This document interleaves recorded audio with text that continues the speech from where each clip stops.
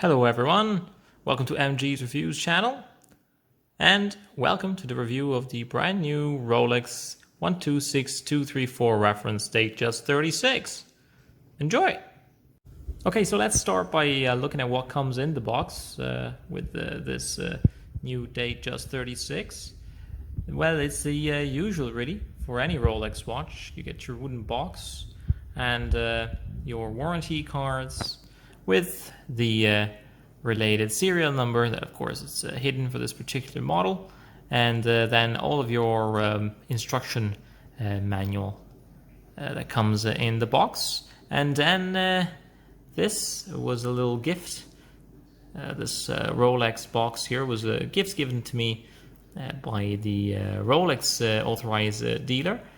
It's a Rolex green ballpoint pen. We'll take a look at that later on, but for now let's focus on the watch itself. Alright, so let's start looking at the details of the actual watch. This specific one here is once again a 36mm Datejust on the new reference 126234.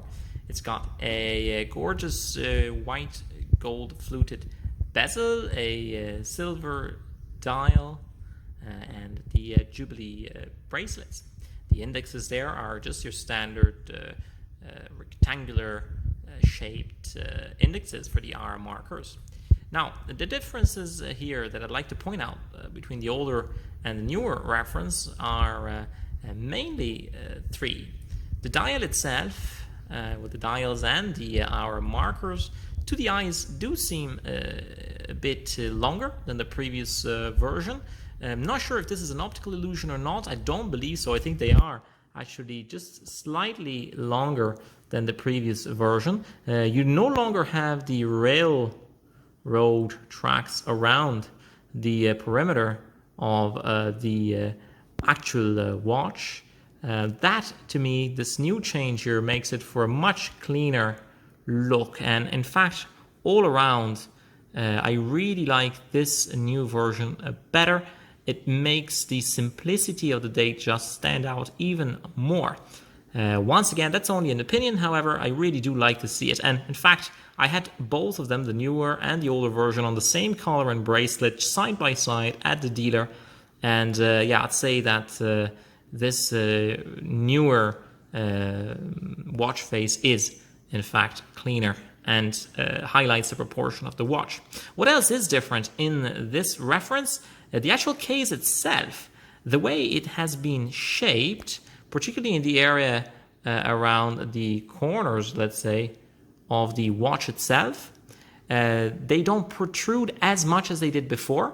They're a bit further in on this newer reference. What that does is it creates the visual illusion that the dial stands out more, and so it makes it look a little bit bigger than the older reference, even though of course the size is still the same, 36mm. It does make a difference when you see them side by side. What else is different on this one? Well, the bracelet itself is different in more than one way. If you look at where the bracelet joins the actual case, they have reworked the end of the bracelet where it joins, and it looks a little bit more refined at the moment. You can the best way to look at this once again is to have the watches side by side, and then you'll see there is more of a one-piece element here where my thumb is on the older reference, as opposed to a two-piece. That's what it looks like anyways. The way it's built inside, I couldn't really tell you. However, visually this does look more refined. All of these are obviously very positive changes, at least in my opinion. What some people might not find as positive is the change of the bracelet locking mechanism itself. The previous reference had, as far as I know, a different locking mechanism, the hidden one, the hidden clasp, which would make the bracelet look more like, well, a bracelet. Now this looks a bit more like an interruption of the bracelet itself.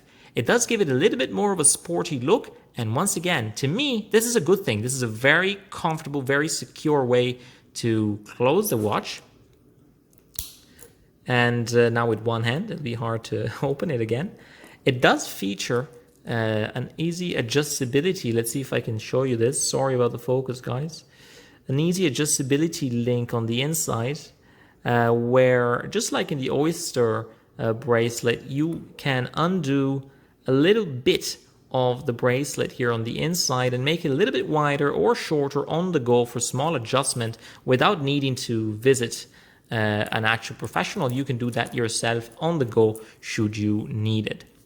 So yeah, a few changes there, and once again, once you look at the watches side by side, they do make a difference. And overall, I think this is a really, really good iteration of the Datejust 36. Now, let me wear it and show you what it looks like on the wrist.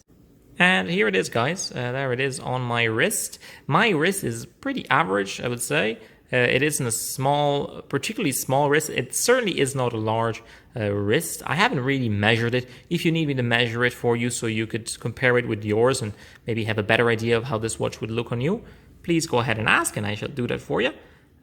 Just put a comment below and I'll go ahead and measure it. Anyways, like I was saying, yeah, the watch feels incredibly comfortable.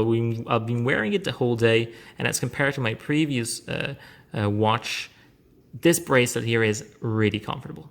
And also the case, the way it fits, the size of it, it really is an excellent piece to wear, really comfortable. The color I chose here, the silver finish. Now this is what you're seeing now is not sunlight, of course. It is the lights that I have in my own house. So it doesn't give the same shine as you do have when you're outside in the sun. And I can tell you, in the sun, this thing really does shine. In fact, it is a really bright watch to wear, and I like that. Now, that does not give me any sort of readability issue on the actual hour, minutes, and seconds markers. In fact, to me, it is very readable. Of course, the Cyclop lens there, if you go and twist the watch itself, sure, you won't be really able to see the date, but hey, you will probably be looking at your watch straight on most of the time when you need to look at it. And then it really magnifies the date. And to me, it's a really handy feature. Well, that's common to all the Datejusts, of course, and other Rolex watches. Moving on, the bracelet itself, the way it looks, this is once again a difference here. The clasp itself is different, and that might not be perfect for all. I'll tell you now that the micro adjustability is very handy, particularly now the summer is here. That you don't have to wear the watch at a size that you don't particularly like, just because you have to keep it a bit wider so it fits in the summer. Like this, you can have its size for the whole year, and you might want to loosen it up a little when it's really warm and bring it back in by yourself, utilizing that adjustable feature of the clasp itself. So just to wrap it up, guys, I really like this watch. I love the improvements from the previous reference to this one. This is my particular choice, of course, having, like I said, looked at different diameters, different case sizes. 41mm was too big for me. The black one made the dial look a little bit too small for me, and it didn't make it shine the way I wanted in sunlight. So overall, this is my pick, but hey, whatever floats your boat, of course.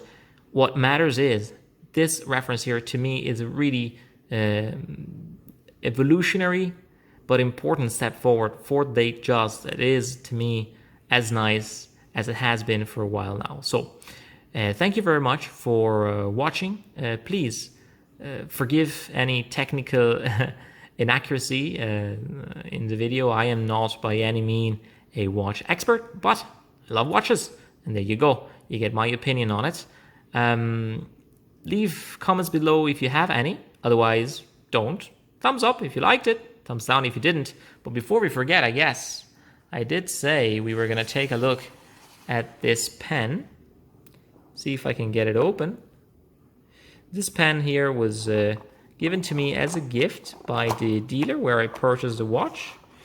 It wasn't a gift that was given to me in any sort of special deal or anything. I think it's just what the dealers do nowadays when you purchase a Rolex. I have purchased this watch in Italy at an authorized dealer, so I'm not sure if in other markets this is not the case. But yeah, I got this pen. I actually like it. The pen is a nice Rolex green color. Let's see if I can get this out. Excuse me, guys. Opa. There we go. Yeah, so the material itself, it is a high quality plastic where you see the green. The rest is metal, nicely polished. It says Rolex there on the lip, as you can see. And then you have a little Rolex logo at the top. It's a refillable ballpoint pen. You just rotate it and open it up and you can refill it. At the moment it's loaded with its Rolex owned cartridge, but I haven't tried it. Don't quote me on it. I believe you can put anyone you want in there, provided you have the correct version of it.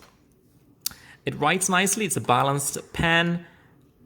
Will I use it? I'm not sure. It's a bit too flashy, but anyways, hey, it's a little extra thing to get with your watch, and it's always welcome. So guys, once again, thank you very much for watching. I hope you enjoyed it, and we'll try to focus this. There we go. See you next time. Bye-bye.